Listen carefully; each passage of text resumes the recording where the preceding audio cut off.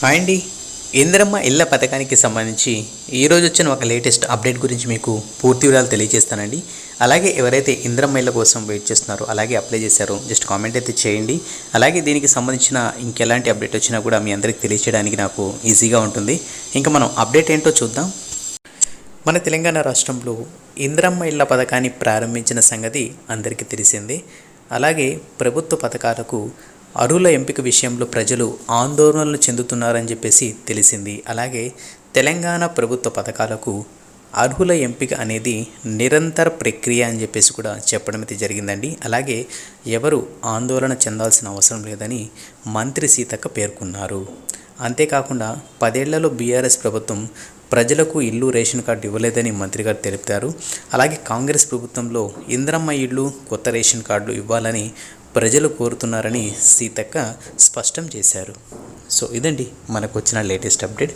So ఇందులో మనం చూసుకున్నట్టయితే ఇది ఏదైతే ఇందిరమ్మ ఇల్లు కానీ, అలాగే రేషన్ కార్డుకు సంబంధించి కానీ ఏవైతే పథకాలు ఉన్నాయో వీటికి సంబంధించి నిరంతర ప్రక్రియగా ఈ పథకాలు అయితే కొనసాగుతాయి. అలాగే అర్హులను ఎన్నుకోవడము, తీసుకోవడము, అలాగే ఈ పథకాలకి వాళ్ళకి లబ్ధి చేకూరేలా ఈ ప్రాసెస్ అనేది కంటిన్యూ చేస్తారని చెప్పేసి కూడా చెప్పడం అయితే జరిగిందండి. అలాగే మనకు రీసెంట్గా చాలామందికి అయితే వెరిఫికేషన్ అయితే చేశారు. అలాగే కొందరికి ఏదైతే పత్రాలు కూడా అందజేయడం అయితే జరిగిందండి. మళ్ళీ అధికారులు ఏమంటున్నారంటే, సో అందులో ఈ లిస్టులో ఎవరైనా అనర్హులు ఉంటే సో వాళ్ళని తీసివేయాలి. ఎవరైతే అర్హత పొందుంటారో, ఎవరైతే అర్హులు ఉంటారో వాళ్లకు మాత్రమే ఈ ప్రభుత్వ పథకాలు అందాలని చెప్పేసి కూడా చెప్పడం అయితే జరిగిందండి.